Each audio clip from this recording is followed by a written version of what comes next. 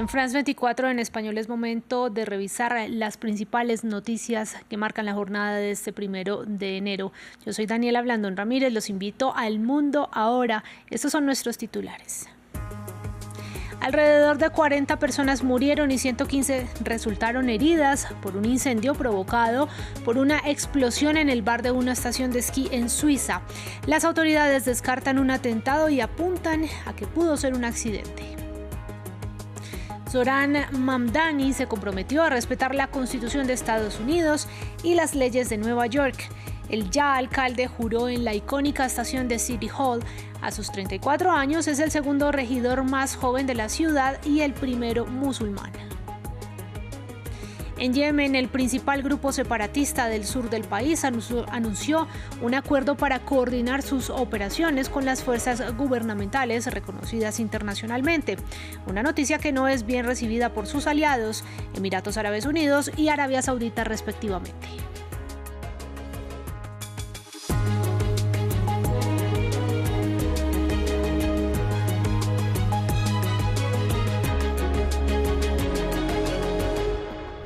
Damos inicio en Suiza, donde una creciente lista de personas, calculada por ahora en alrededor de 40, perdieron la vida y 115 resultaron heridas durante un incendio que se produjo dentro del bar de una estación de esquí en la localidad de Crans-Montana. Las autoridades descartaron un atentado y dijeron que los indicios muestran que pudo tratarse de un accidente. Ampliamos a continuación.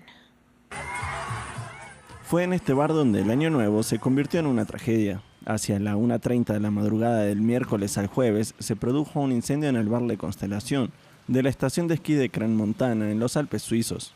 Aquí vemos el interior una vez extinguido el fuego. El incendio se extendió y provocó varias explosiones.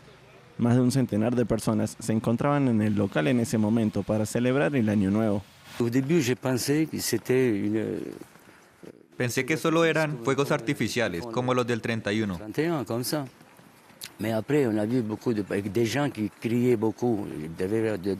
Pero luego vimos a mucha gente gritando mucho, cundió el pánico. A primera hora de la mañana, las ambulancias seguían presentes en las inmediaciones. El balance es grave, pero aún no se conoce la totalidad de víctimas unas horas después de los hechos.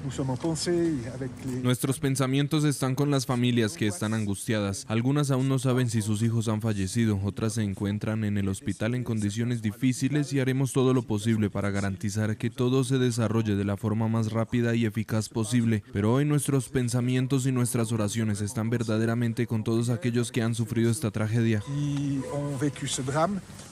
Muchas de las víctimas aún no han sido identificadas y el origen del incendio sigue sin determinarse. Hay muchas circunstancias que aclarar en vista de estas investigaciones. Quiero precisar que en este momento nos inclinamos por un incendio y que en ningún caso se trata de un atentado. Se han movilizado más de 40 ambulancias y 10 helicópteros para trasladar a los heridos a los hospitales. El más cercano, el de Sion, está saturado, por lo que otros heridos han sido trasladados a Zúrich, Lausana y Ginebra. La zona alrededor del bar está completamente cerrada al público y se ha decretado la prohibición de sobrevolar la estación de Crans-Montana. Vamos a Estados Unidos. Zohran Mamdani juró el cargo como nuevo alcalde de Nueva York. Con 34 años, el dirigente, que se define como socialista, pasó de ser un outsider político a llegar al ayuntamiento tras derrotar a varias figuras consolidadas con una campaña centrada en el costo de la vida. Veamos. Nueva York tiene un nuevo alcalde para 2026. Zohran Mamdani eligió un lugar simbólico para la ceremonia, uno que subraya un pilar de su campaña. Este es realmente el honor y el privilegio de toda una vida. Y después de haber jurado como alcalde de la ciudad de Nueva York, hacerlo aquí en la antigua estación de metro del ayuntamiento es un testimonio de la importancia del transporte público para la vitalidad, la salud y el legado de nuestra ciudad. Mamdani nació en Uganda de padres indios. Se mudó a Nueva York cuando tenía 7 años. Su trayectoria multicultural es similar a la de muchos habitantes de la ciudad. Se convirtió en ciudadano estadounidense naturalizado en 2018 y antes de entrar en política probó suerte como rapero y jugador de cricket. Mamdani es el primer alcalde musulmán de la ciudad. En lo político se define como socialista y apuesta por una transición climática equitativa. Durante la campaña defendió medidas para proteger a los más vulnerables. En una de las ciudades más caras del mundo propone control de alquileres, transporte en autobús gratuito y plazas de guardería gratuitas para todos. Hay personas que consideramos neoyorquinas y que ya no pueden permitirse vivir aquí. Eso es una vergüenza, es inaceptable y no tiene por qué ser así. En noviembre, Mamdani se reunió con Donald Trump. Ambas partes intercambiaron insultos antes del encuentro. Muchos esperaban una reunión tensa, pero en su lugar, los dos se mostraron distendidos y adoptaron un tono cooperativo, comprometiéndose a trabajar juntos por el futuro de la ciudad. Y en Venezuela fueron excarceladas 87 personas que habían sido detenidas durante las protestas que se desataron tras las elecciones presidenciales del 2024, cuando el presidente Nicolás Maduro fue proclamado reelecto para un tercer mandato en medio de las denuncias de la oposición sobre fraude electoral. La información fue revelada por el Comité de Madres de Defensa de la Verdad, que detalló que las liberaciones ocurrieron en el penal de Tocorón, en el estado norteño de Aragua. Un hecho similar ocurrió el 25 de diciembre, aunque la cifra reportada de excarcelados varía entre 60 y 99 según la fuente. También en el sur del continente americano, en Brasil, la Corte Suprema se pronunció en contra de la solicitud de detención domiciliaria para el expresidente Jair Bolsonaro. Su defensa lo había pedido argumentando motivos humanitarios. Ante la decisión del magistrado Alexandre de Moraes, Bolsonaro tendrá que regresar a su celda este mismo jueves cuando reciba el alta médica en el hospital en el que está ingresado desde el 24 de diciembre. En los últimos días, vale recordar, fue sometido a 4 operaciones. Pasamos a Europa. Francia lleva años tratando de encontrar una forma de restringir el acceso de los adolescentes a las redes sociales, en gran parte debido a sus efectos negativos sobre su salud mental. En su mensaje de fin de año, el presidente Emmanuel Macron se comprometió a impulsar el trámite legislativo de la ley que se favorecería con las nuevas directivas de la Comisión Europea. Se espera que el debate comience a principios de este año, pero ¿cómo lo perciben los ciudadanos? Acá les contamos. Prescindir de todas las redes sociales. Para este joven, eso es ir demasiado lejos. Hay que poder tener algo, es parte de nuestras vidas. Los adolescentes la utilizan para hablar con sus amigos y familiares y todo eso. Pueden ver videos, entretenerse. Y su madre está bastante de acuerdo. Él gestiona bastante bien su uso de las redes sociales, sabe cuándo parar, así que para nosotros no es un problema. Pero al otro lado de la pista de patinaje sobre hielo, este padre y su hija no están de acuerdo en este tema. Ella se opone a la prohibición para los menores de 15 años. Sería un poco extraño que lo prohibieran. Creo que crearía un vacío en nuestras vidas. Pero su padre está totalmente a favor.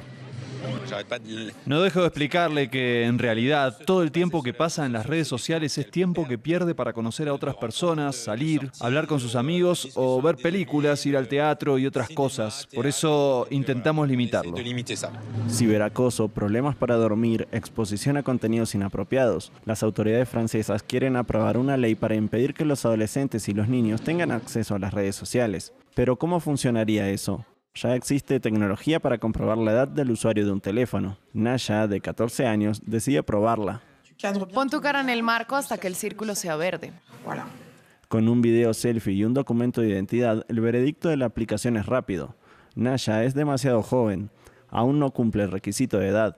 El sistema ya se está utilizando en Australia para gran disgusto de empresas tecnológicas como Meta y YouTube. Estas han criticado la prohibición. El proyecto de ley francés, que será revisado por el Consejo de Estado el 8 de enero, también propone la prohibición de los teléfonos en los institutos, como ya ocurre en los colegios. Y desde este jueves 1 de enero, Bulgaria entró en el club de la zona euro, lo que implica que su moneda local, el lev, ya es historia. En su lugar llega el euro, que ahora es la moneda oficial de 350 millones de personas en la Unión Europea. Su adopción generó reacciones mixtas, con algunos celebrándolo como un hito y otros preocupados por posibles alzas en los precios de la canasta familiar en un país cuyo gobierno recientemente dimitió en medio de protestas generalizadas contra las propuestas de subida de impuestos. Y las autoridades turcas estiman que unas 500.000 personas se unieron este jueves a una manifestación pro-palestina en Estambul. Exigen el fin de la violencia en la Franja de Gaza, que a pesar del alto al fuego logrado con la mediación de Estados Unidos y del propio Turquía, sigue siendo objeto de ataques esporádicos de las fuerzas israelíes. Uno de los organizadores de la protesta es Bilal Erdoğan, el hijo menor del presidente turco. Precisamente Recep Tayyip Erdoğan ha sido uno de los principales críticos de la guerra en el enclave palestino. Y en Yemen, los separatistas del Consejo de Transición del Sur anunciaron un acuerdo para coordinar sus operaciones con las fuerzas gubernamentales. El movimiento, que tomó amplios territorios en las ciudades de Hadramaut y Al-Mahara, con el respaldo de Emiratos Árabes Unidos, provocó el malestar de sus aliados en el gobierno, apoyados por una coalición liderada por Arabia Saudita, que les exige retirarse. Los separatistas del sur de Yemen dan un paso atrás. El Consejo de Transición del Sur, CTS, de línea separatista, anunció un acuerdo que prevé el despliegue de otra fuerza gubernamental en las zonas que ha controlado en las últimas semanas. Un anuncio de retirada que ahora intenta materializarse sobre el terreno. El CTS asegura que sus fuerzas seguirán operando en las provincias de Hadramaut y Al-Mahra, pero que lo harán en coordinación con las fuerzas gubernamentales del Escudo de la Nación respaldadas por Riad. Sin embargo, estas declaraciones chocan con la realidad y podrían abrir la puerta más adelante a una confrontación entre antiguos aliados en Yemen, Emiratos Árabes Unidos y Arabia Saudita. Los separatistas siguen insistiendo en la creación de un Estado independiente con el respaldo de Abu Dhabi, especialmente después de haber logrado, según ellos, importantes avances militares en Hadramaut y Al-Mahra. Una aspiración que choca con las advertencias de Arabia Saudita, que alerta del riesgo de arrastrar a toda la región en una situación de caos e inestabilidad. En los últimos días, el reino lanzó ataques aéreos contra el pueblo de Mukalla, asegurando que tenían como objetivo un cargamento de armas procedentes de Emiratos Árabes Unidos y destinado a apoyar al Consejo de Transición del Sur. Ahora vamos a Irán, donde se han registrado varias muertes en medio de las multitudinarias protestas en contra de la crisis económica que vive el país tras la drástica devaluación de la moneda local frente al dólar y una inflación disparada. Por quinto día consecutivo continuaron las movilizaciones y en la noche de miércoles a jueves se registraron disturbios, según denunciaron medios y grupos de derechos humanos. Y en noticias del año que llega y el otro que se va, vamos a ver la multitudinaria celebración de Nochevieja en la playa de Copacabana de Río de Janeiro, que quiere renovar su récord de Guinness de 2024 como la mayor fiesta de fin de año, con más de 2,5 millones de asistentes. 19 barcos ofrecieron un espectáculo de 12 minutos de fuegos artificiales para despedir al 2025.